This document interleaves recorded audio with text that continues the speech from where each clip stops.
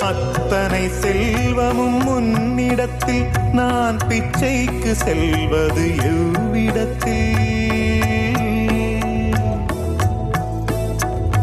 அத்தனை செல்வமும் உன்னிடத்தில் நான் பிச்சைக்கு செல்வது எவ்விடத்தில்? வெறும் பாத்திரம் உள்ளது என்னிடத்தில், அதன் சூத்திரமோ அது உன்னிடத்தில்.